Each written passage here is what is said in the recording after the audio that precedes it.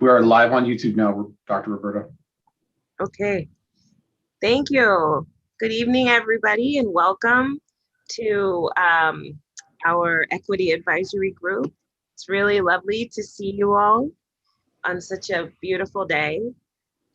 All right, so we have a packed schedule, and we're going to talk about our equity definition.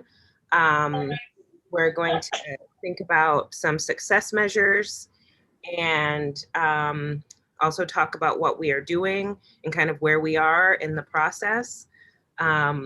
So I'm going to, my name is Roberta Hunt. I use she and her pronouns and am your facilitator for today.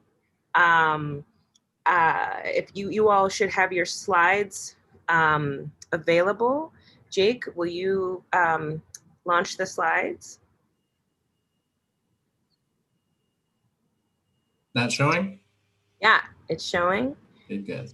That's great. So can we, next slide, please?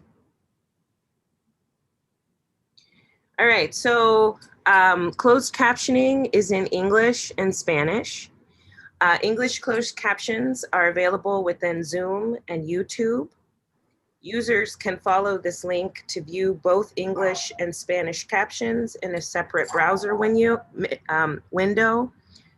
The address is ibr.news/captions. Next slide. How to access closed captions. At the bottom middle, so we have the bar on your screen where you will click to get the closed captions. At the bottom middle of your screen, you should see a menu of options. If you can't see the menu, hover your mouse over the bottom middle of the screen, then click on the CC icon and a separate window with captions will appear. Right, next. The public input instructions. There'll be an opportunity to provide brief public input later in the meeting today. To submit input after the meeting, you're going to email comments to info@interstatebridge.org with EAG Public Comment in the subject line. You can call 888-503-6735 and state EAG Public Comment in your message. So today's agenda, we have our program administrator update, EAG Work Plan status, review and discuss updated draft definition of equity, review updated equity objectives, continue discussion on measuring success, so performance measures. We have public comment, and we'll wrap up. Next slide. All right, so I'm going to pass to our program administrator, Greg Johnson. All right, well, thank you, Roberta. Good afternoon, everybody. So if we can go to the next slide. So we have been having a intense, long-running conversation with our federal partners over the last 2.5 months about where we are with the program and what things we need to do to move the program forward. So we, I think at the last time we spoke, we had told you that our federal partners had said that if we do certain things, because we have a record of decision from the previous study, that we may be in jeopardy of starting over. So what we've asked and they have given us is 4 pathways that we can proceed on this project.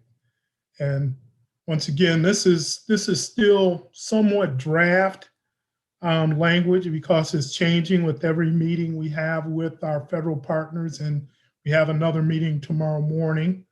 So this is how we are proceeding forward. We have to take under my guidance and leadership, we have to take an aggressive stance and start moving things forward and not just sit and wait for words to come to us. So we have paths forward that we understand that the feds have laid out for us. They have created some, I call them guardrails, by which we have to proceed to move the project forward. So if you look at that, the second bullet, where it talks about the step 2, determining one of 4 pathways. Right now, we are in a reevaluation mode of the existing record of decision that was reached several years ago. We know that a number of things have changed and we have to account for those changes. So that's where we are seeking to add in information regarding both climate and equity into the NEPA documentation. So the reevaluation happens under any set of circumstances. So the 4 pathways now is if nothing changes in any impactful way, that's all that the federal, let's go back to the other slide before we go to the graphic. Sorry, heavy fingers. No problem.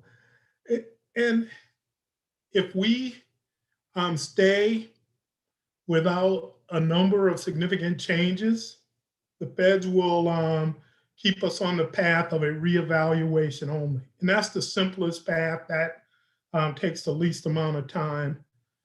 We don't think that we're going to be there. We know a number of things have changed, and the least of all being that folks have a higher focus on equity, the focus on climate with both states, the governors of both states signing legislation that speaks to how we are to build projects going into the future, looking at what climate impacts those projects will have. So we don't think that we're going to be in option 1. So option 2 is a limited scope supplemental. And I know some of these terms are technical NEPA terms, but this limited scope means that there are a certain amount of things that have changed, they have impacts, but they are limited. They don't have a overall large impact to what was proposed before. So the third option is a full supplemental environmental impact statement. And this is recognizing that, yeah, a lot of things have changed, but we're not changing the basic nature of this project, of this program. We're still building something that's going to cross the river. It will have high capacity transit. It will have interchanges, but we will have a way to now make changes to those things that the community wants to see, that our partners want to see, and it still fits into a supplemental documentation of those changes and impacts. The fourth pathway is a pathway that everyone that I've talked to said that it's not a path that we want to go down. And that's rescinding in total the 2011 record of decision and restarting the NEPA process. What that means is that the changes that we proposed are so impactful that it has changed the nature of what we are studying, and therefore we would be sent back to square one to start over and start a new process to receive a totally new record of decision. So this is shown in the next slide. If we can go in this graphic form. So once again, we know that we are in a reevaluation of the previous environmental work. And once again, if we have design options that folks want to see and changes that we have to account for that have no significant adverse impacts, we are in that box to the furthest left. And that keeps us into a reevaluation. Now, under the middle box, design options have new significant adverse impacts. So that can either put us into a limited scope supplemental environmental impact statement or a full supplemental environmental impact statement. And last, that onto your far right, if there are foundational changes that the CAG, the EAG, the ESG, the community feels need to be made, that could put us into option 4, which would be basically a new project under the National Environmental Policy Act. So we've created the graphic to try and visually show the paths that are possibly open to us as we go forward. Where we think we are and where we're planning to be is in the middle. We know we have design options that we've heard voiced in all of our advisory groups from our partners that want to see change from what was created 10 years ago. So we think that those will have some significant impacts and we have to account for those. So we believe that we are going down the path of option 2 or option 3. And so what that means as far as timing and work, it means, yeah, there's more work to be done. You have to document, you have to have more public meetings, you have to make sure that these changes don't cause unanticipated things to happen. So all of those things have to be explored. So once again, the 4th pathway is the one where everything comes rushing back on the table.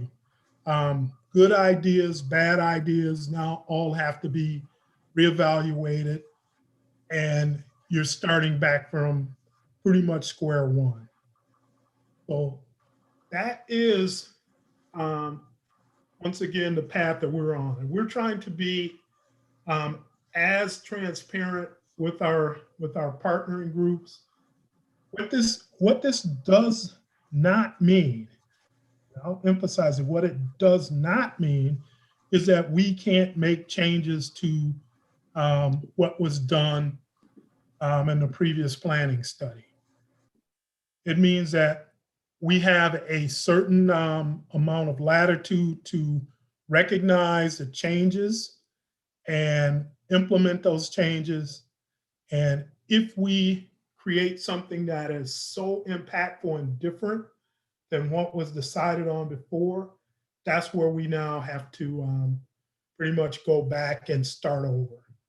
So we've talked to a number of our partners. We're sharing this with you because we believe that the 4th pathway is a pathway for failure. We think that the changes that folks want to see, we're going around talking to each of our transportation partners about the changes they want to see. We don't think that those changes are so adverse that they would change the fundamental foundation of what this project was identified as 10 years ago. But it does give us latitude to make design option changes, to talk about high capacity transit mode, to talk about lanes going across, to talk about whether there's an interchange on Hayden Island or if Hayden Island is accessed off of Marine Drive. So all of those things are, we consider those design options that can be looked at and can be talked about. So with that, I will pass it back to Roberta. And I don't know, Roberta, if you wanted me to take any questions at this point, or how we want to engage the group on this change in program direction. Thank you, Greg. And I think a couple of minutes of questions would be good. So I'm all yours. Matt, and then Yolanda. Yeah, so this is Matt Sears with Disability Rights Oregon. I had a couple questions that I wanted to pose. The first question I had was, my understanding is that under Pathway 2 and Pathway 3, you can't change the purpose and needs. Is that correct? We can update purpose and need, but we cannot make significant changes to it. So as we talk about equity and climate, we will find, we're waiting for our federal partners to tell us where in the document this framework that we've created, the things that you folks have talked about, the things that have been talked about in the CAG and in the other advisory groups. We're waiting for them to tell us where in the document it can be placed. So they've closed certain doors for us because they said that will change the foundational nature of what has been established before. But we still have opportunity to include both equity and climate in other places in the document. So we are, before I in the sense of being transparent, I told you guys they gave us a head nod towards putting it in outcomes. And a week later, that direction changed. So right now, it's an open question. They know that it's going to be in the document. It just will not be in purpose and need, vision and values. So I guess my follow-up question is, assuming so at this point, big question mark as to where equity and climate will fit into Pathway 2 or 3. I guess my question is, the notice of decision is 10 years old. So what is it about Pathway 4? Is it the cost, the logistics? I mean, why is IBR dead set against Pathway 4? And let me make clear, IBR isn't dead set against it. Part of my role is to assess risk for outcomes for this program. And Pathway 4 is the riskiest because, once again, you are now talking about adding on a potential of 2 to 3 additional years, because you have to go back and foundationally ask the question, is this program needed? So you have to go back and fundamentally ask, is no build an option? Is a third bridge an option? And all of these things have been talked about before, and it's well documented that those things do not answer the 6 items that were identified as key critical in the purpose and need for this project. So, but we would have to go back through procedurally and re-answer those questions for every idea that is out there. And once again, it would have to be done in public settings, and the time that's related to it and the commitment of dollars, once again, it takes us into a riskier space. So my job as risk manager for this is to say, okay, which path still gets us to listen to what our partners, to what the communities are saying to us, but does not open us to this risk of time.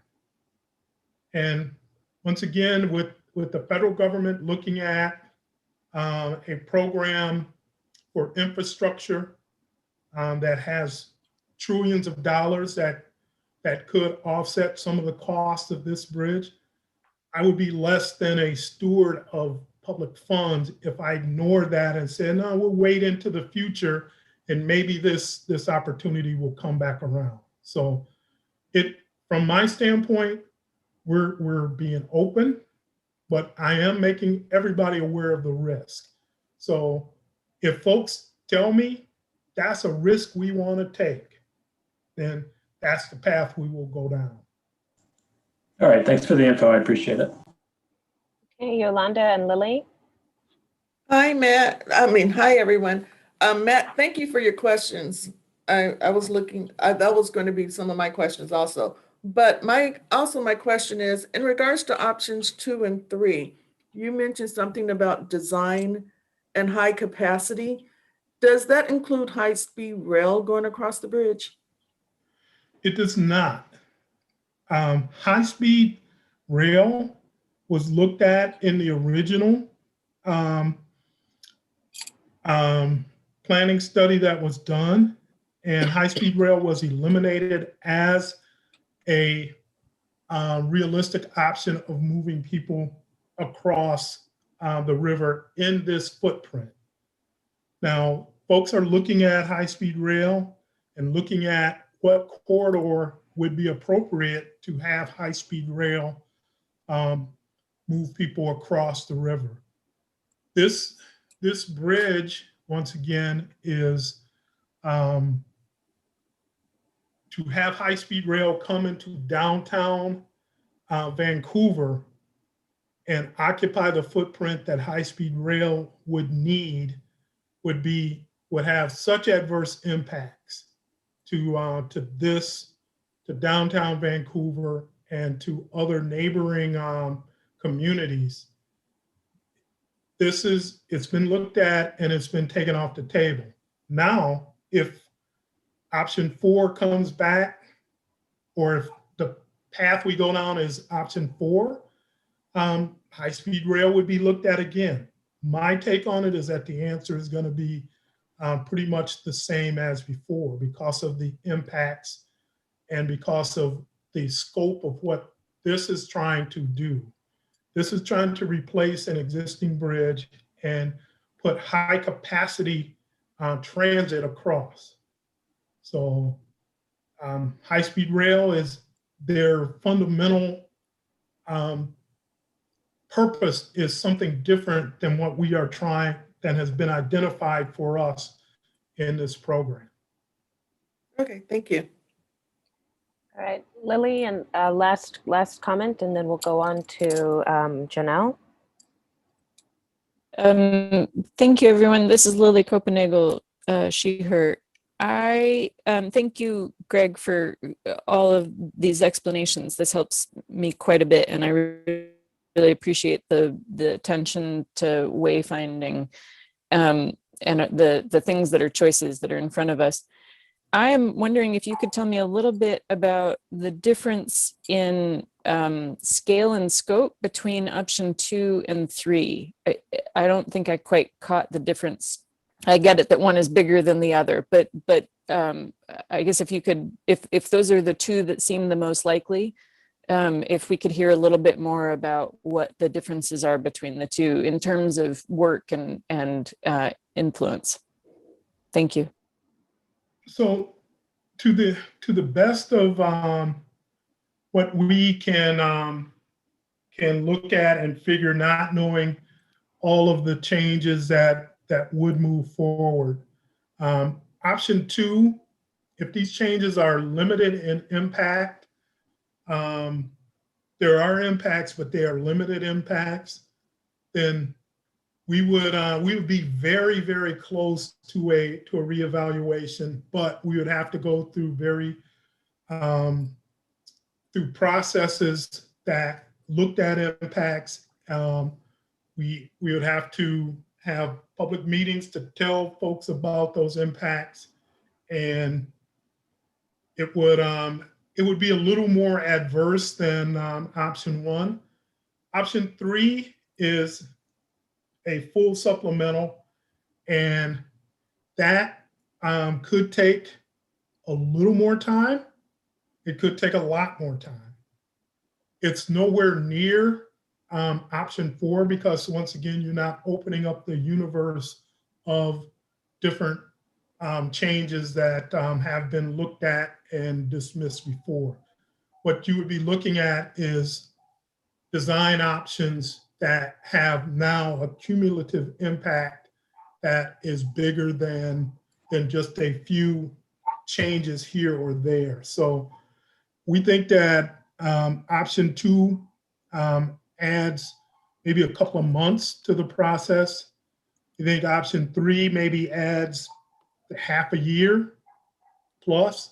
And once again, these are our best guesses of our folks. We've talked to national experts who have done this before, and so these are our best guesses. So we could be anywhere from a couple of months to 7 or 8 months, potentially longer under option 2 or 3. Greg, did you want me to help out at all with that answer to that question? Thank you, Angela. Sorry. A limited scope supplemental EIS is going to be, think of it as almost like an errata where you're going in and doing a small change, like say one element, maybe the interchange configuration at Hayden Island has a different footprint. And so you would just focus on the change of that interchange and document the impacts associated with it. A limited scope supplemental, just like a full supplemental EIS, which would look at, maybe the full previously identified solution, is going to look at the impacts of the entire alignment. And so, but both a limited scope and a full supplemental EIS will have a draft document, a public comment and public hearing component, and then a final supplemental document with an amended record of decision. And Greg is correct that it would typically take, the more changes there are, the longer it would take to produce the documents, more opportunity for a wider range of comments that would need to be addressed in the final document. Hopefully that helps answer your question, Lily. Thank you. Thank you, everyone. We're going to shift gears, and I'm going to pass to Janelle, our Chief Equity Officer, and we're going to talk about the EAG Work Plan. Thank you, Roberta, and thank you for that update, Greg. Next slide here.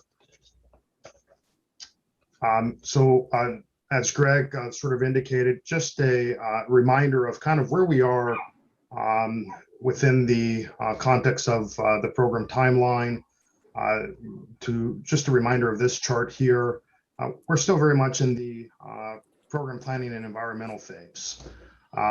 We'll start to build up and lead into kind of the design process in 2024 with the goal of having a construction start in 2025. And so it's helpful sometimes to step back and kind of get sort of an overall view of where we are in the process. Underneath is sort of our community engagement process. One of the things that the EAG, all of you have already been very helpful in helping the program think through is the ways in which we reach out to the community. And that will be a constant. We'll continue to come before this body to ask you for your advice and counsel, as well as support in ensuring that we are proactively reaching out to our whole community. Next slide. So over the next several months, we are going to be busy doing a lot of things. We've heard a lot about kind of the work we've been doing relative to the equity framework.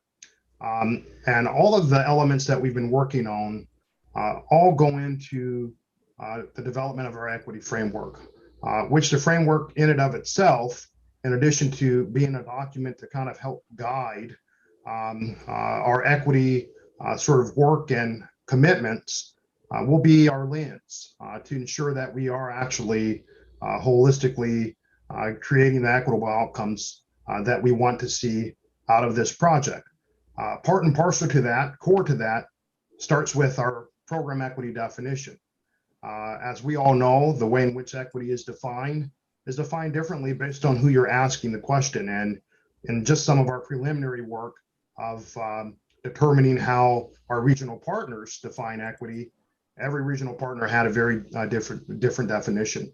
And so in order for us to actually be speaking the same language out of the same book, we need to make sure we have shared understanding and shared definition of equity. And so we're going to talk about that next, but coming up with a program specific equity definition, really to help us create that initial lens. We've had a lot of conversation around our equity objectives. And of course, you'll recall that this initially lived within the context of our critical objectives. When we were initially thinking we were on a pathway around purpose and need, we were having a lot of robust conversation around what's the equity critical objectives that we want. And all of you have weighed in really consistently and quite frankly, honestly, in terms of what the program ought to really be developing in terms of equity objectives. So you'll see some of what we thought we heard reflected back onto you this evening. Each of the 6 objectives will be developing measures of success, also known as performance measures. And really the way to think about performance measures is, what do we want to measure and how will we measure it? Ultimately, we can have all of the goals we want relative to equity and all of the outcomes we would love to see relative to equity in this program. But if we're not measuring it, and if we're not really clear about what it is we actually want to see as an outcome, then often those things are not achieved. And so we'll be spending a lot of time really thinking about what are our measurements for success. And of course, you might ask, well, where will some of the performance measures live? Some of them, for example, could potentially be in future contract specifications, direction we give to contractors as they build the project. So for example, goals we have around workforce, goals we have around participation, around women and people of color and folks coming from our communities with disabilities. So some of our performance measures around that could potentially land in a contract specifications, for example. And that goes to the next point, which is how do we really put all of this into action? The framework in and of itself, again, is a document with all of these various components that we'll all be working on. But ultimately, the goal is how do we operationalize that? Now, what we all know is it is rare. In fact, we could not find any other example in the nation that really leads with equity in the way in which the IBR program is doing. And so at times, some of what we might ponder, there may not be answers for, because frankly, we're on the cutting edge here. And all of you are helping us be on the cutting edge, which I think is pretty exciting. And so we'll have to kind of figure out some of this along the way. How do we really start to operationalize some of these concepts to ensure that ultimately, when the project is complete, it's not just a summation of steel and concrete, but it really is a representation of our values, the values that we espouse around the community. Next slide. So in summation, really, as we think about what is going to be on the EAG's sort of work plan between now and August, refine and recommend a program equity definition. We'll have conversations about this next. Refine overarching equity objectives, develop and recommend performance measures. And I'll note relative to the performance measures, we will be seeking participation from all of you to serve on a number of subcommittees to really roll up our sleeves in each of those 6 objective areas that we talked about.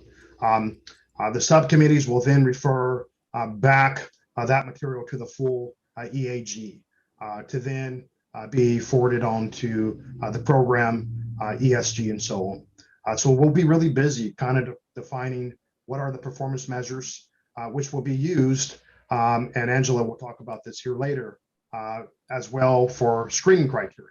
As we're looking at design options, how can we ensure that the performance measures that we're developing, our equity definition, our equity objectives, that all of that material is used as screening criteria as we're developing future design options.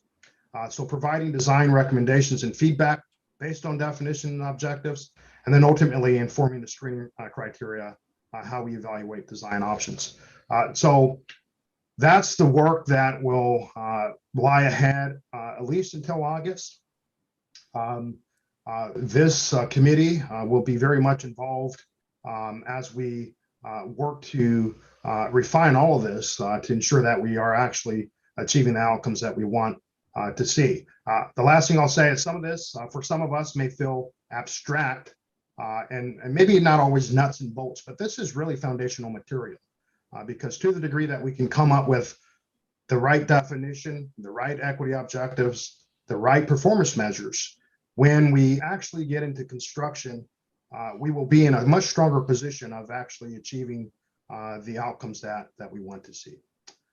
So Roberta, I think that ends my comments there, and happy to take any questions that we might have if we have time.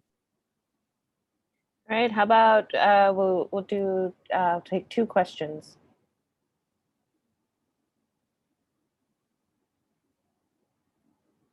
Great. Let's pass to Jake. All right, thanks, Roberta. I will pop the screen back up. All right, so got an update on our equity definition. You'll recall that there was a group of 4 EAG members that rolled up their sleeves and we refined the initial draft that we brought to you 2 months ago to make it more in line with what we were hearing from this group and more aspirational in terms of what we want to accomplish in terms of equity with this program. So I'm gonna show you that definition. First, I'm gonna note a couple things that have changed since the last version, kind of higher level. I mean, you'll see the language, but a couple things remain. We're still talking about equity in terms of process and outcomes. Clearly heard that was supported by this group, and there's some key differences there. We kept a focus on economic and transportation benefits as a core outcome. That's certainly been a focus. But there's some new items. We had in that initial definition both a definition and then sort of what that meant in terms of the program's commitment. As we really talked as a group about our task to define equity, we wanted to make sure that we came to a consensus on that definition. So we sort of separated out the elements that we're referring to kind of the commitment of what it is. That's something that we want to return to as part of the equity framework. And it is important because it provides details as far as kind of that putting into action equity as John L. said. But then aside from that, the definition of process equity basically completely revamped. We defined what we mean by marginalized and underserved communities. And then had a statement that wraps it up at the end that says, together process equity and outcome equity contribute to addressing the impacts of and removing long-standing injustices experienced by these communities, the communities that are listed. So let me switch which screen I'm sharing to pull up the definition.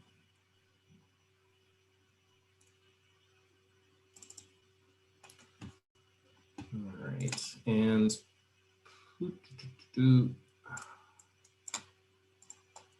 okay, is that showing? And is zoom in on it as I can. So I will, is that viewable? Is it too small for folks? Are you going to read it? Yes, I will read through. Oh, Yeah. Oh, I guess before I do though, anything else from the group focused on this that you'd like to kind of highlight or talk about in terms of our process? And Jake, before you do that, maybe just remind, for purposes of the committee, who participated on the subcommittee, Right. and kind of the process that the subcommittee undertook to come up with this definition. And then we'd love to hear from any of the subcommittee members in terms of their thoughts. Yeah, so we had Lily Copenhagen, we had Matt Hines, we had Nikotris Perkins, and we had Sydney Johnson. We met a few weeks ago for the first time, and Lily really brought something that she had gotten a bunch of feedback from the folks at NAACP, but retained a lot of the crucial elements of it. Brought a new definition for us to consider and edit and all that. So we at the end of that first meeting, we didn't feel like we were at a place where we could bring it to this group. So we met again just at the end of last week, had some back and forth editing over the last few days. And so then we landed on something just basically this morning. So that's why we weren't able to send it out in advance. But yeah, any other from the group? Any other thoughts? Or? Stephen has a question or comment. Maybe not so much a question, but a thought, and that might complicate things. So bear with me, and because I'm trying to apply the definition to the program, and especially the performance measures. So when I look at the process part of it, and I try to understand performance measures, I'm dividing it on two levels, and here's why. So we have a program, so you gotta measure the performance of the program, which means all the activities under the program that are going to produce a process that has what the process equity seeks to achieve. So which means there is the program performance that should be measured, right? Because the program has to perform to deliver. So that's one piece. And then the other piece, there is the measurement now to the outcomes. So which means there's two levels of measurement.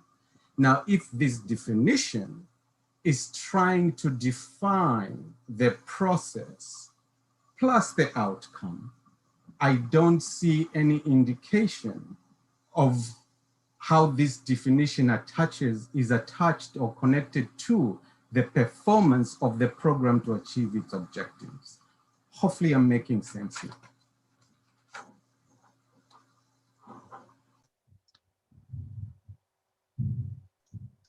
And I see, Roberta, I see Lily has her hand up. All right, Lily. This is Lily. I think the answer to that question, and I'll ask Jake and Janelle and Roberta and Greg to jump in here too, is that as the performance measures are being developed, they will be sort of, this is the way I think of it, sort of bounced off of or evaluated through these criteria. And so as we are saying, is this a performance? So here's a potential performance measure.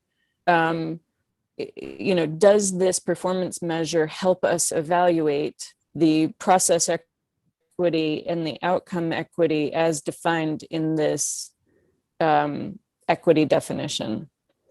So is that correct? Yes. Janelle, Jake, Greg, Roberta? Yes, and then that's does correct. that answer your question? Okay, okay, very good. And Janelle, this is Fernando. I think that the other layer to that is that now we've got the equity matrix that we're analyzing everything through as well, right? So it's kind of like a multi-tiered analysis as to whether we're hitting that equity outcome. Am I correct? Right. I think the way to think about it again, recall that the purpose of the definition is for us to be super clear about what we mean when we say equity relative to this program. Because if we're unclear about that, there's a lot of opportunity for misunderstanding as well as misalignment, both within the program as well as external to the program, because everyone defines equity differently. And so the definition then becomes, as Lily pointed out, kind of an umbrella by which we start to define our performance measures, as well as to be informative as we think about our community outreach, right? Making sure that, for example, when we say in our outreach efforts, we want to target outreach to marginalized and underserved communities, that we have discrete tactics as to how are we reaching each of the communities that we list here, for example. So it's an overarching kind of framework that will help to guide the program relative to equity. I was just gonna, were you gonna get in there, Greg? I'm sorry, couldn't hear. I was just gonna give a real world working example. So if we decide that during a construction phase that noise levels that impact underserved communities along the route or have dust levels along the route is something that the community decides that is a equity issue. And we have to create the measurement of what that means. And then we have an enforcement tool that's bid into the contract to say that we will not exceed these decibel levels during these certain times of day or night. So those type of workable measurement tools are things that, and that's just a small example of what we're talking about. There's some bigger, broader things that we're going to be looking at, but things that are measurable, things that we can hold folks accountable to are things that we're looking for. Thank you for that, Greg. And Roberta, I'm wondering if we might hear from other members of the committee and then open it up for a full group discussion and questions. I should note that the subcommittee is recommending that the EAG move forward with this definition. But again, we can always make changes and edits based on the group's desire. But other members of the subcommittee perhaps would like to weigh in.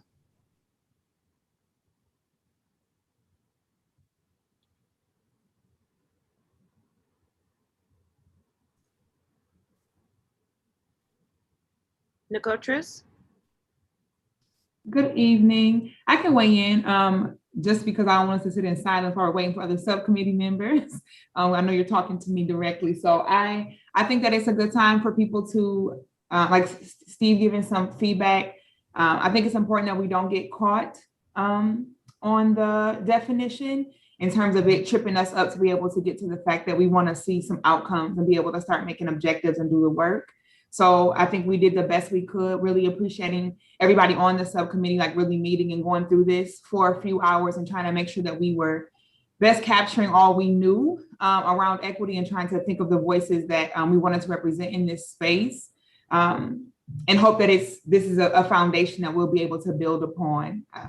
It's definitely not a quote unquote a perfect definition, which I have not seen yet anywhere, but I do think we did really try our best to combine the things we had heard in our groups here when we do breakout groups and some of the feedback and notes that we have had since we started in EAG. Great, thank you. All right, I'm going to open it to Yolanda and Matt Sears. Hi, this is Yolanda, and I'm reviewing it, and it's good. I do see where improvement can be made to it.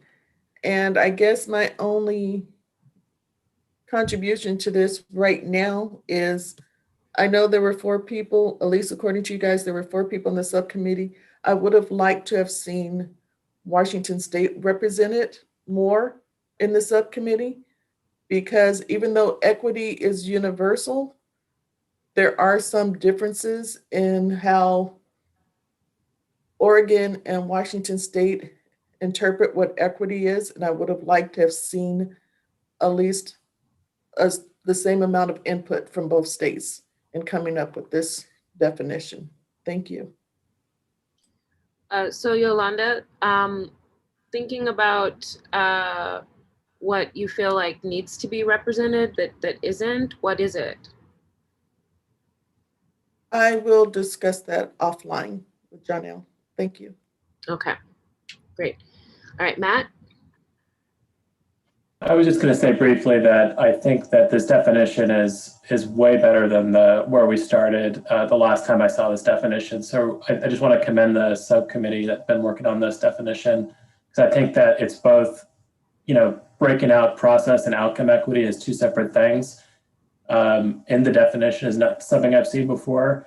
I also really like the definition of marginalized and underserved communities, because I think it goes beyond just your usual protected classes that you'd see in federal law. It lists houseless individuals and families and communities with limited English proficiency. It's pretty careful. So I just think that particular definition of marginalized and underserved communities was well thought out. Thank you. Caitlin? Hi, thank you. First, I just wanted to say, Jake, I know you were going to read it, and then did we just dive in? Did you get a chance to actually read it, and does that still need to happen? And then I did have one comment. That still needs to happen. Yeah, I can go ahead and do that. Okay. All right, so here it is. The Interstate Bridge Replacement Program defines equity in terms of both process and outcomes. Process equity means that the program prioritizes access, influence, and decision-making power for marginalized and underserved communities throughout the program in establishing objectives, in design, implementation, and evaluation of success. Outcome equity is the result of successful process equity and is demonstrated by tangible transportation and economic benefits for marginalized and underserved communities.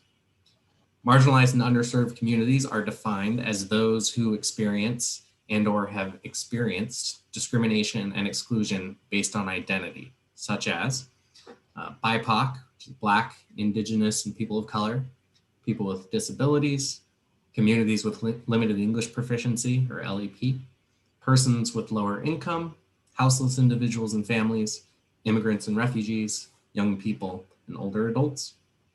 Together, process equity and outcome equity contribute to addressing the impacts of and removing long-standing injustices experienced by these communities. Thanks for that, Caitlin.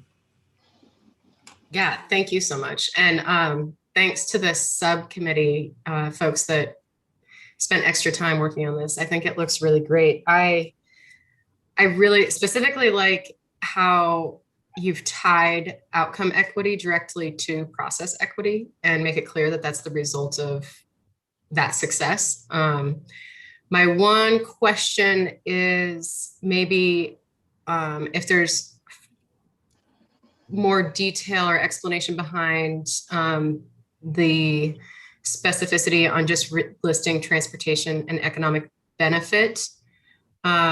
I feel like that could potentially be limiting because there might be other outcomes that are a result that, so I don't know if we could say or other maybe, or if there's a good reason to just be specific about those.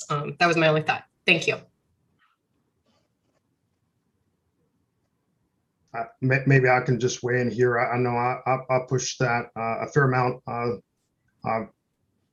not to be too direct, but ultimately this is a transportation project, and understanding that the project is not going to solve all things relative to communities of concern, but what can the project do within the lane that we are in, not to use another transportation pun, But the lane that we're in is infrastructure, and acknowledging that, at the very least, we need to be mindful about the economic as well as transportation benefits relative to this project. But to your point, Caitlin, and I think this is where we can get into with the performance measures, is what are some other benefits we want to see relative to this project. This project could spur, for example, workforce benefits, or perhaps a conversation around other community assets, so on and so forth.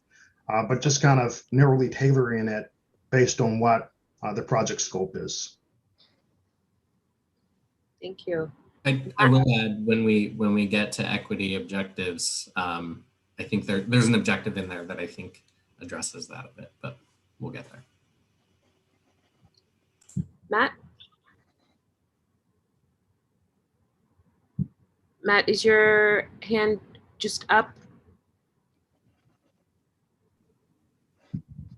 I think he's frozen. Lily? I just wanted to say to Caitlin that we, the subgroup did start out with a longer list that had some and other in there. And so I think there is definitely an opportunity for talking about expanding that a little bit. And I get it that the outcomes can get specific on community resources and environmental resources that might have some outcome equity benefits. So I'm interested in hearing how the outcome or the downstream criteria might allow us to expand past just transportation and economic benefits as well. Thanks for bringing it up.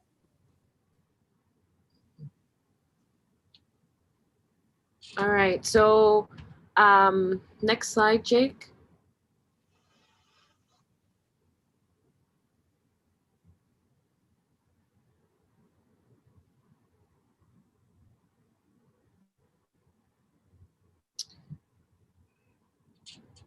So our question, so we want to do a vote.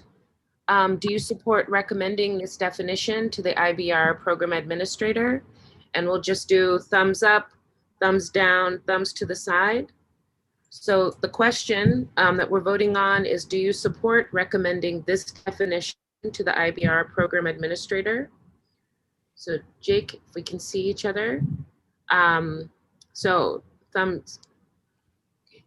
Yolanda, will you to the side? Okay. So we have 1, 2, 3, 4, 5, 6, 7, 8, 9, 10, 11, 12, 13, 14 that are up, and Yolanda to the side. Jake, are you counting? Yes. And the people whose screens I can't, whose faces I cannot see. How? This is Matt Hines. I vote yes. I just can't reach my thumbs up tool. That's great. That's great. Brent Hamlin. Brent's our Brent's ours. Are the rest all part of the project? Yes, I believe I've seen everybody. Okay. And you got Alicia? Yes. Did I see, I'm not sure if I saw Lee and John.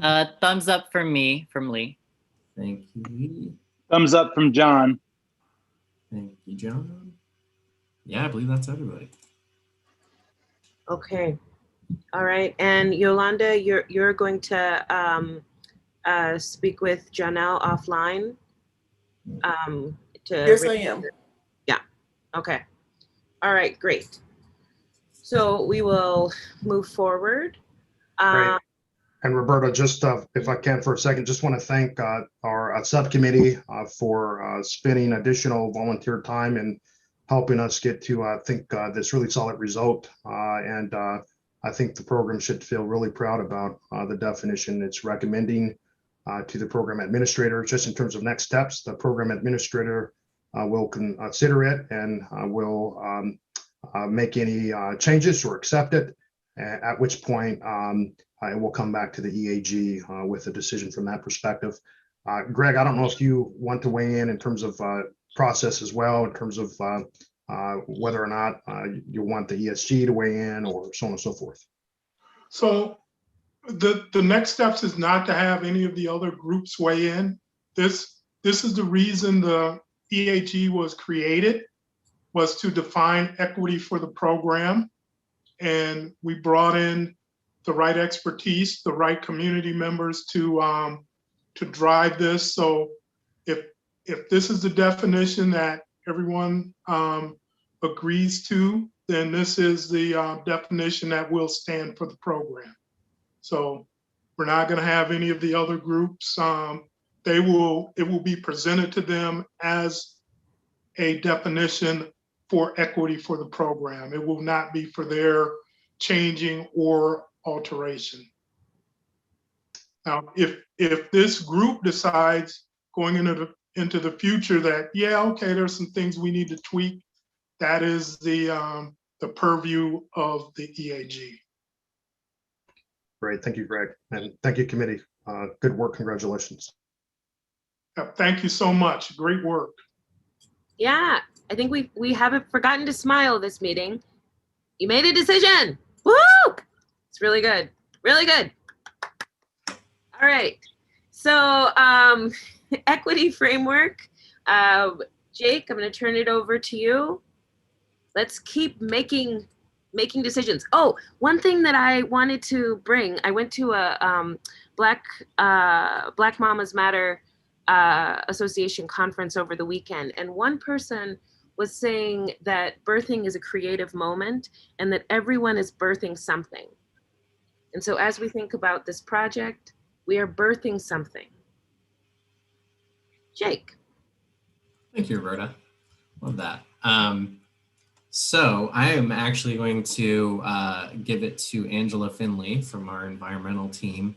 And we'll tag team. She'll pass it back to me after, but go over, kind of a deep dive here about performance measures and how we get there, how this group informs those. And I'll share our equity objectives that we formed based on previous conversations. I do want to plug here. This performance measure stuff is going to be pretty technical, and we feel that it's going to be necessary to have another subcommittee that focuses and goes into depth on these. So I will send out an email about it, requesting volunteers for that, but just something to prime you for. Angela, you ready? I am. Thanks, Jake. Hi, everyone. Hope you're having a nice evening. I am going to dive a little bit into the technical stuff. I just want to talk a little bit about the upcoming process. And so there is this flow chart on this slide, and it's moving from your left side to your right side. On the right-hand side is, or excuse me, I'm getting them mixed up already. On the left-hand side is where we start evaluating prior planning. That was looking at the prior purpose and need, vision and values of the prior planning work, which we did over the past couple months. And then we moved to the next box, the darker blue, what has changed? And this group went through an exercise along with the community advisory group and the executive steering group and the community as a whole.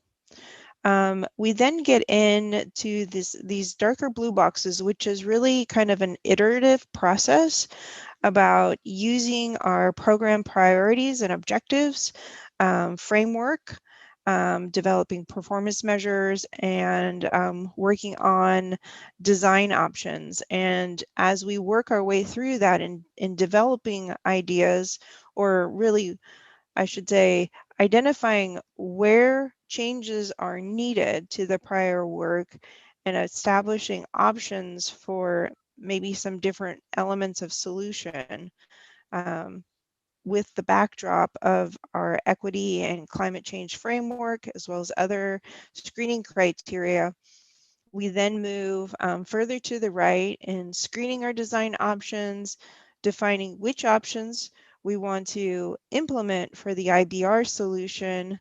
And then we move into what Greg had talked about at the beginning of tonight's meeting, which is we perform a reevaluation where we compare the changes of the IBR solution to the decision that was made in the 2011 record of decision to determine the extent of change in impacts.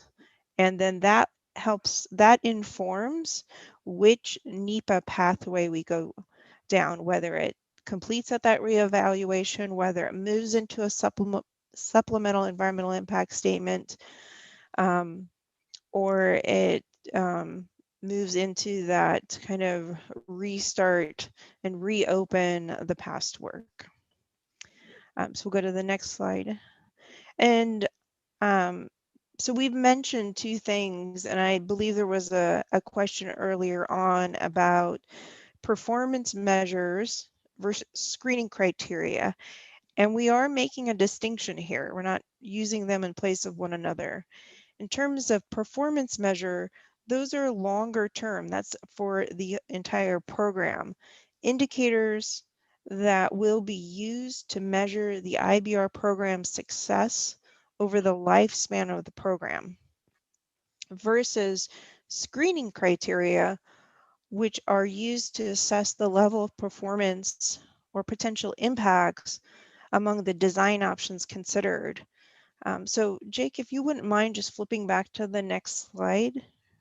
Yeah, going back to the prior slide, I mean, is where the yellow circle is this is where we're looking at specific design options during this phase of the project, and that's where we're going to apply screening criteria. So that's a shorter term where it fits in. Hey, Another Angela, way to, yeah, go ahead, John L. This is John L. I'm wondering if you might give the committee examples Oh, of sure. what might be a screening criteria, maybe just make up one relative to equity, and what would be a performance measure relative to equity. Sure. Yeah, absolutely. Thank you. So a screening criteria could be something like how many residences would be directly impacted by a particular design option. Would there, for example, we have floating homes on the southern shore of Hayden Island, and there's a potential to require the displacement or temporary relocation of some of those homes. So that is a quantitative measure that we could compare different design options at that location. A performance measure, on the other hand, might be longer term in terms of number of jobs that were created through construction and operation of the program. And there's many others, but those are at least some examples to give you some perspective, context on that. And I just have one more slide. I'll go to that. I thought I might have saw somebody else's hands. I can't see everybody, so Roberta or Jake, just help me out.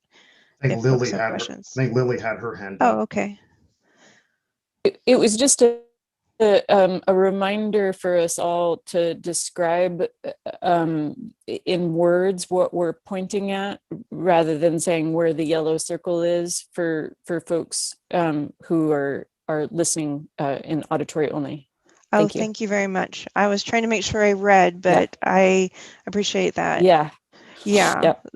Right. So the yellow circle was around the iterative process that I mentioned earlier, where we are developing design options based on the changes that we had identified and considering how we are screening those and developing the criteria. So sometimes as we develop new design options, we realize that there are other measures out there, other screening criteria that will help inform whether one option is better than the other. It helps differentiate them. All right, and then on to another graphic. This is again trying to illustrate the difference between performance measures and screening criteria. There are 3 lines on this chart. I'm going to start with the bottom line, which shows the different phases of the program, which starts out with the design option development. Well, that's kind of starting where we're at right now. Design option development, and then it'll move into environmental documentation, design, construction, and operation. Then if we move up to the middle arrow or line on the graphic, this is our screening criteria. You can see that defining screening criteria and applying screening criteria coincide with the development of design options. So that is that short-term application of screening criteria. And then the top line on the chart is illustrating that performance measures are defined throughout much of the life of the design option development, environmental documentation, and even into advanced design. And then we start applying those performance measures as we finish design, implement construction, as well as throughout the operation of the facility. And with that, I'll hand it back over to you, Jake. Thank you, Angela.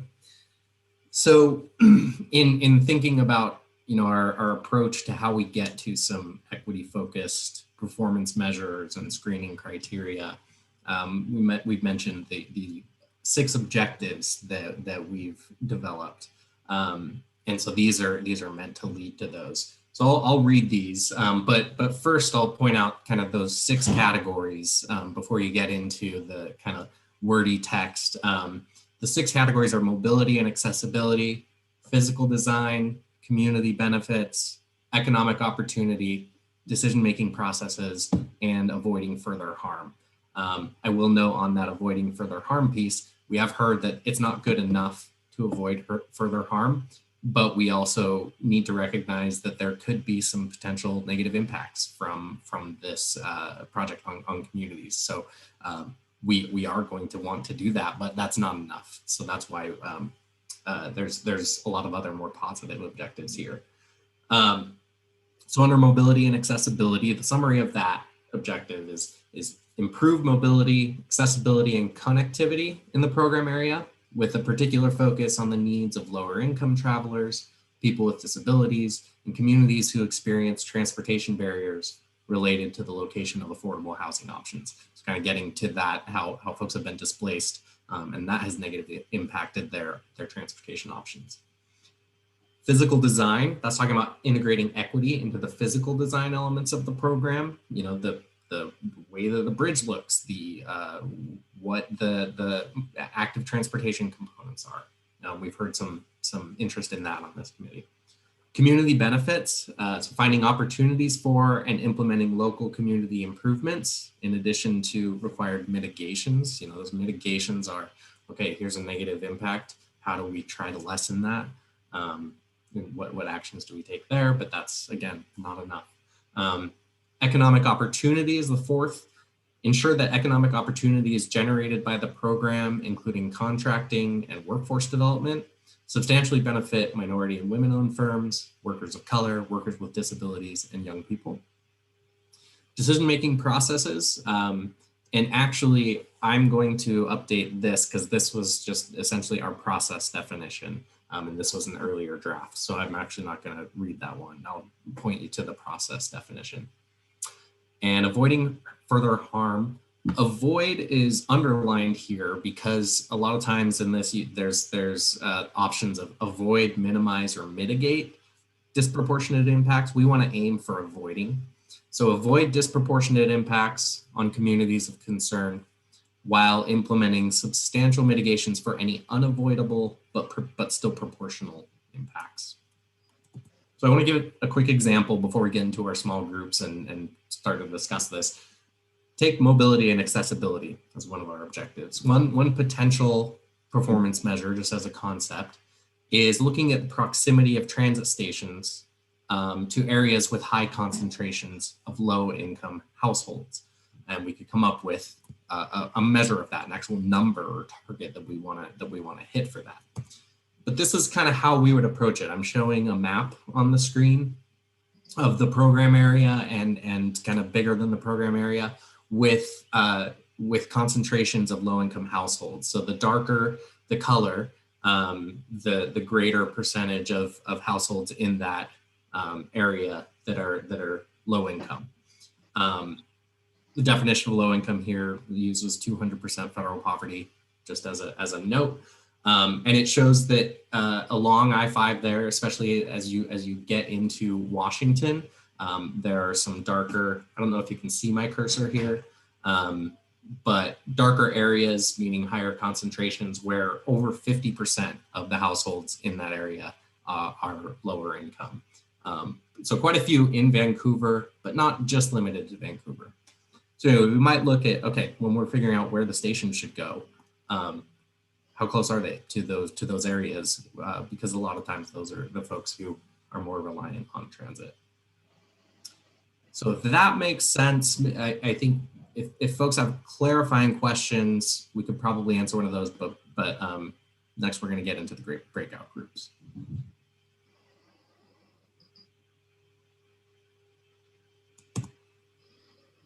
All right. So Roberta. All right. So in small groups, we're going to discuss 2 questions. So each group is going to get 2 objective categories. And so we will cover 6.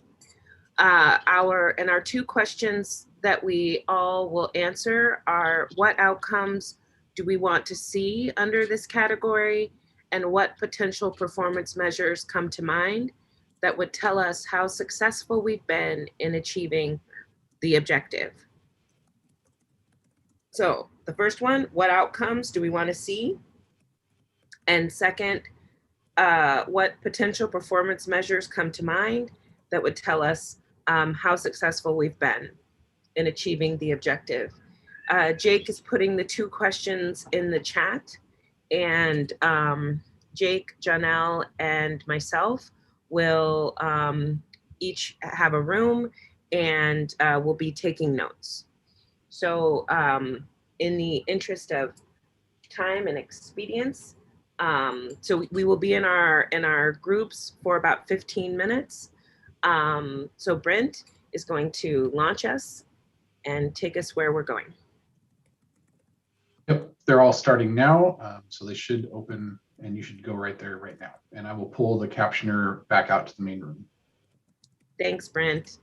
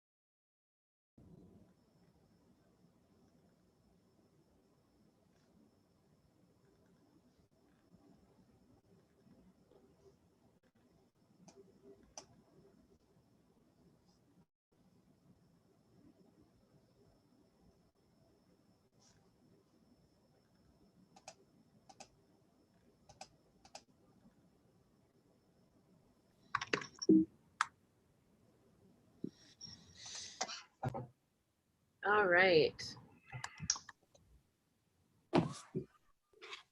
Never enough time for small groups. So Never. Never. What time is it? Is it really 7:07? No. It is. It's 7:07. It's only 7:07? I mean, yes, keep in mind we have public comment at 7:15. So. oh, good point. Good point. Okay, great. All right, so let's do quick report out. How about Janelle? Will you kick us off? Great. We had a really great, robust conversation. We had both decision-making process as well as avoiding further harm to the decision-making process relative to the outcomes that we really needed to see a through line. I need to see the input that the community gives us, especially from our communities of concern.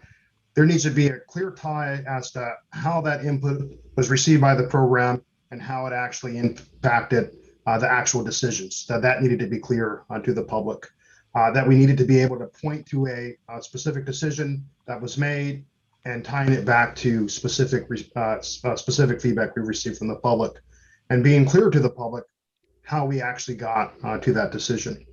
That we needed to make sure that we tactically had efforts to ensure we are hearing not just from usual suspects, but that we're hearing from the whole community with some of the performance measures, making sure that we were recording the types of outreach we were hearing on both sides of the river relative to communities of concern.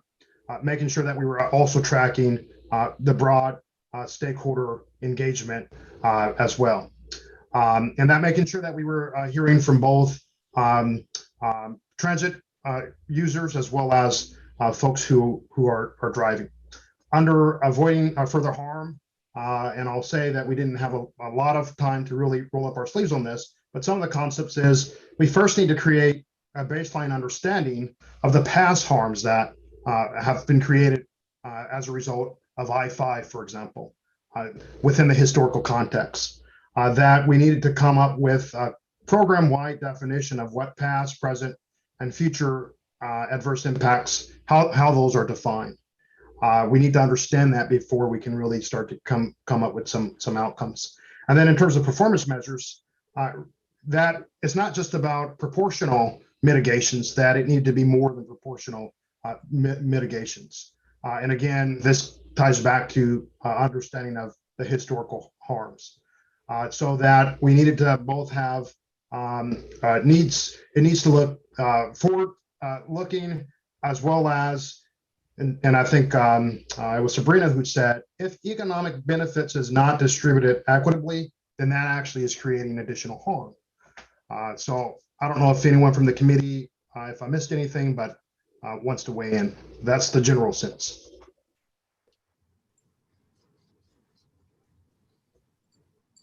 Great. Great, thank you. I'm just gonna move us along for in interest of time. Jake, your go. All right, and I'll echo the what you just said at the end there, John L. That Sabrina said. Steve also mentioned something almost verbatim to that, so great minds. So we had community benefits and economic opportunity. We certainly, there's obviously clear connections between the two. So a lot of stuff fits in both buckets.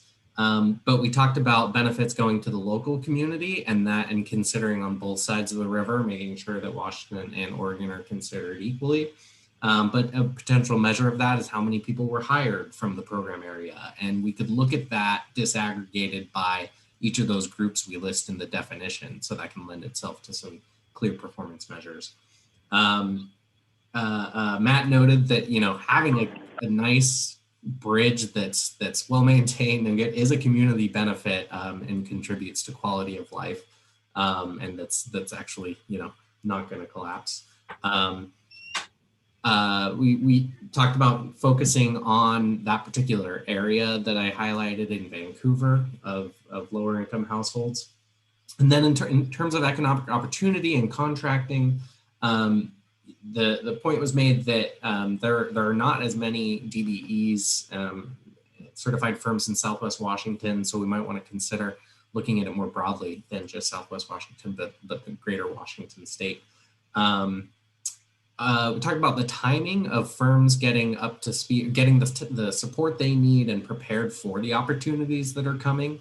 And so we could look at the technical needs. We could look at what sort of support is there, and determine some measures from that as to how effectively we did that to improve their capacity and get them on board. And that requires a lot of upfront work on our end, but that can be tied to measures as well. I think that gets it, but anyone from our group have anything that I missed? Okay. All right, so we have about 3 minutes before public comment. So the group that I got to be with was talking about mobility and access and physical design. So in terms of mobility and access, what we'd like to see, the accessibility, we talked a lot about the accessibility for marginalized communities, specifically to low-income communities having access to transit. I think what kind of sums it up is this idea of that one's race and income level is not a determinant on reliability of access to infrastructure, and there is stabilization that individuals and businesses are able to stay and utilize those benefits. The potential that excess property can be set aside for affordable housing. Thinking about the actual walkability of the bridge, and that walkability is rated rated for highest level ADA accessibility. Potential performance measures could be timely service. How long does it take for people to make a trip from their home across the bridge, and really centering the voices and experiences of people with disabilities. Also measuring the length of the trip. How long do people have to travel for them to get across the bridge? And how many paratransit trips are people taking across the bridge? A desire for high availability of paratransit options. In terms of physical design, thinking about connecting with direct service orgs serving people with disabilities to ensure access and high-level design. What is thinking about the environmental benefits that, like what the holding environmental values as working on this bridge, enhancing pedestrian and bike use, and for performance measures being bold, and does this project reduce greenhouse gases? Really centering conversations around congestion and thinking about more shared understandings of congestion, and protecting the community that lives around the bridge, depending on how it's structured. So really thinking what that looks like, and that are there additional partners that could be engaged to reduce the environmental and health outcomes of this bridge. So making space for out-the-box thinking that would help this bridge support added benefits. Sorry, my cat's just knocking over my things. All right, so we covered a lot. So I'm going to now turn to Jake. And Jake, what are our next steps? We've generated ideas. Now what? Yeah, so we will take all of this, and we will start to, we are already starting to figure out like what sorts of performance measures we're going to need to put together as we're moving through here. So we will refine some of these. We will, like I said, we want to launch another subgroup that can focus on these and get us to a set of pretty clear and measurable things to support these objectives. So yeah, just continuing this process for now. Yeah, and just to put a little finer point on that, we will be extending an invitation to all of you to serve on subcommittees relative to each of the performance areas, the 6 performance objectives, to spend more time teasing out these details, coming up with specific measures that will then come back to the full committee here. So look for that in your email in the next couple of days. Thank you. Thank you. All right. So I'm going to actually turn back to you, Janelle, and let's do public comment. Great. Thank you, Dr. Hunt. If we can get the slides up, I'll go ahead and do that section there.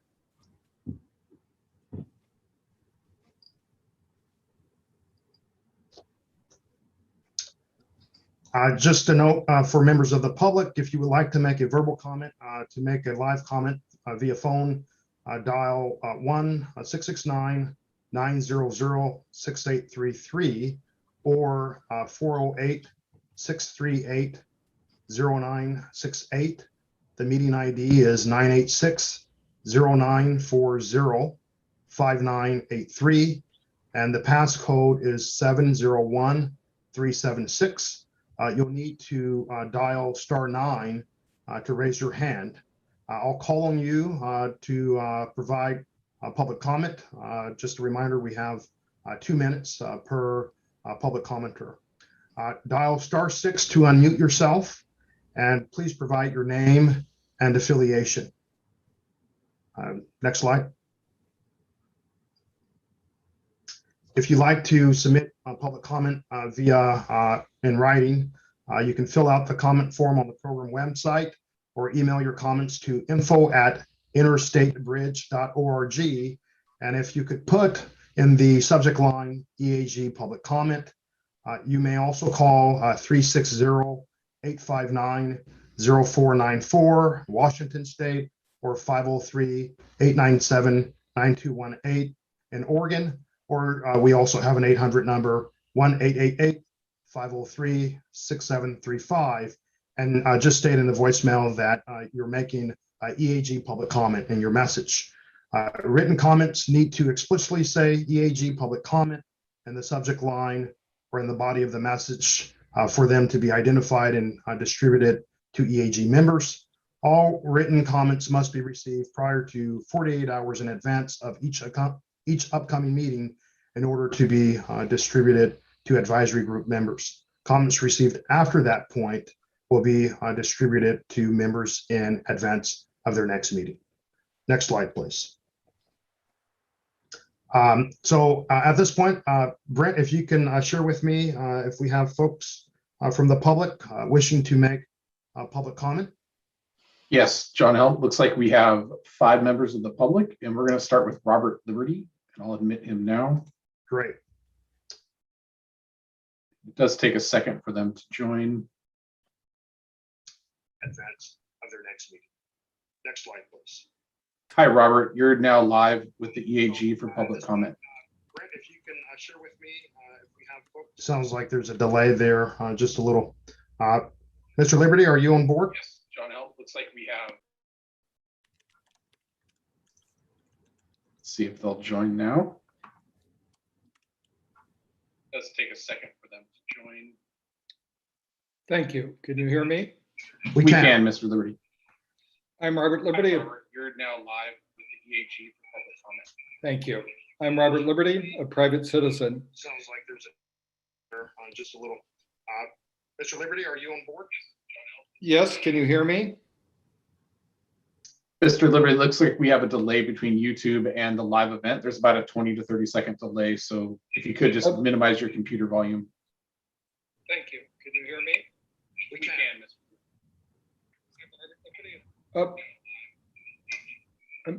I'm sorry. Why don't we come back to Robert Liberty and go to our next commenter? We'll come back to you, Robert. There's a delay that's happening here, and so we'll come back to you. Next commenter. Yep. phone number 4524. So the last digits of 4524 in their phone number. They'd like to give a public comment. Hi, this is Joe. Can you guys hear me? We can. Please proceed. Thanks. I just want to say for the record that I've been cut off from the meeting entirely, so I haven't been able to hear what's being said. All I get is your recording and your music. So two things. I hope you can fix that technically, and I apologize if this is in any way disconnected. So two things I just wanted to say. I think as the Equity Committee considers its work, it needs to recognize that without honesty and forthrightness, there can be no equity. And the history of this project is shot through with a lack of honesty. The very name of this project is dishonest. It is not a bridge replacement. If it were, it'd be a far smaller project. It's really a 5-mile long, $5 billion freeway that just happens to cross a river. I want to note that if you're not in the purpose and need, that is, if you do not put equity and climate issues in the purpose and need, they're essentially nowhere, and they will be compromised, and they will be value engineered out of the project. That has been in the history of the project throughout. With the Columbia River crossing, which is in reality what this project is, Vancouver was promised a land bridge to connect downtown to Fort Vancouver. That was eliminated from the project. Sam Adams was promised that the project would be reduced from 12 lanes to 10. It wasn't. They simply changed the plans to not show how wide the bridge would be and planned to build it just as wide as before. And the staff has misleadingly and incorrectly claimed that unless you move forward with this project, that you'll somehow have to repay the federal government $140 million, which is not true, as they should well know. So push forward with equity, insist that it be in the purpose and need, include climate in the purpose and need as well, and insist on complete and utter honesty from the staff, because we haven't been getting it. Thank you. You're at time. Next commenter, Brent. Yes, we have Joseph Cordray. He'll be joining now. Joseph, are you available now to talk? I think that was Joe. Okay, never mind. We will go to last numbers of 4524.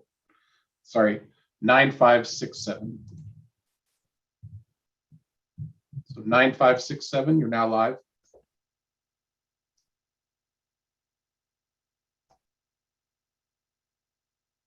Uh, 9567, last four of your phone number.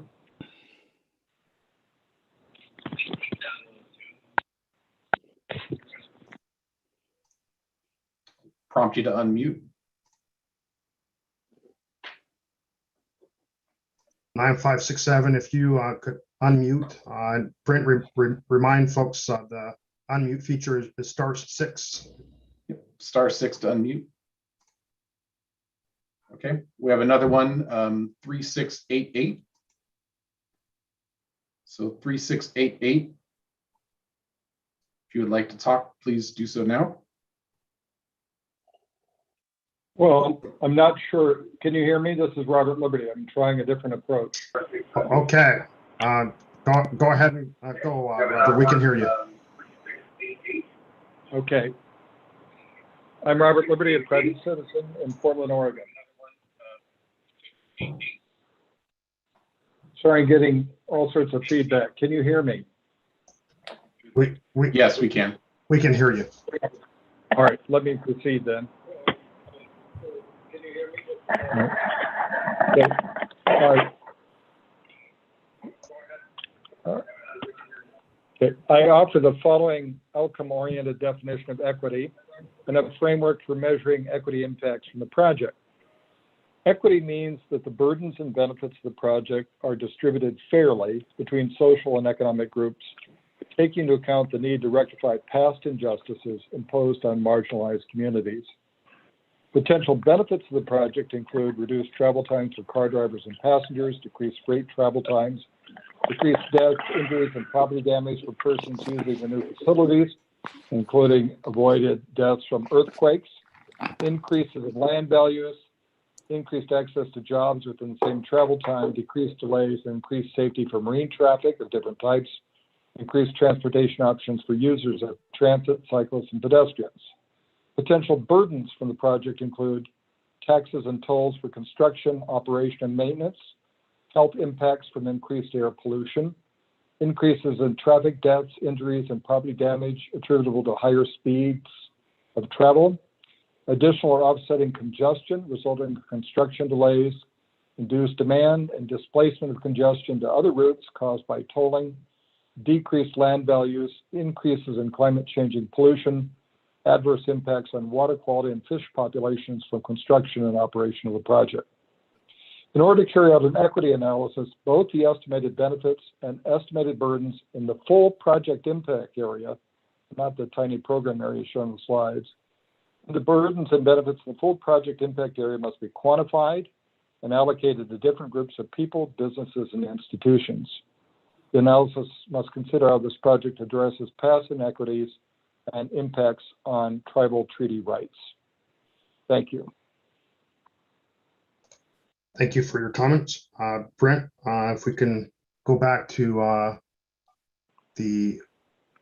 think 3688. Yep, 3688. Good evening. Thank you. Good evening. This is Chris Smith. I've had the privilege of serving on the Planning and Sustainability Commission in Portland for the last dozen years. During that time, we've rewritten Portland's strategic plan, the comprehensive plan, and the zoning that implements it, all with the goal of centering equity. I can tell you that my understanding of equity is very much different now than it was at the beginning of that process, as is my commission's. And we continue to learn, now understanding that we have to center anti-racism to be effective. I say that to share that a framework that was developed more than 10 years ago cannot include a current understanding of equity. I don't know how we can make the project equitable as we understand it now, starting with a record decision that's more than a decade old. The same issue applies to climate. Our understanding of climate change and how to mitigate the effects of climate change and the public perception of climate change are vastly different now than they were 10 years ago. I believe you need to scrap the current record of decision and start over in order to really build a project that will serve the generations that are going to have to deal with climate change. Thank you very much. Thank you. And Brent, do we have anyone else in the public comment queue? We do not have anyone else except for Joseph Courtright joined earlier, but I think he may have also answered via phone. So Joseph is available.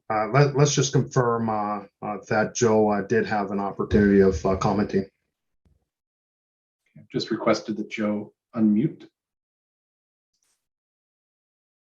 Joe, you. just want to check that. Did you have an opportunity? Did you already offer public comment? Yes, I did. I apologize. And again, given the lack of context, I was unable to tell whether you had introduced or identified me. For the record, I'm Joe Courtright. I'm a private citizen in Portland, a member of No More Freeways. And I gave the comments about the importance of honesty in responding to or constructing the project's purpose and need statement. Great. Thank you, Joe. Okay, Roberta, that concludes our public comments, and I'll turn it over back to you. Great, thank you, thank you. All right, so 3 takeaways from our time together today from the group.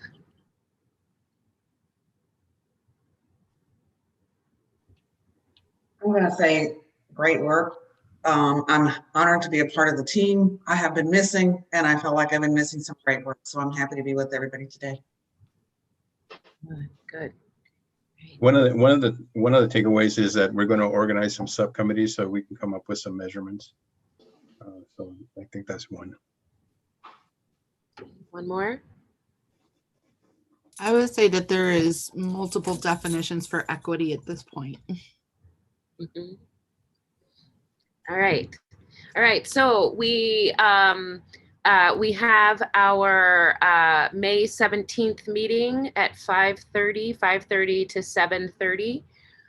We will work on refining draft equity objectives and performance measures, more with our equity framework, and an update from the community engagement group. All right.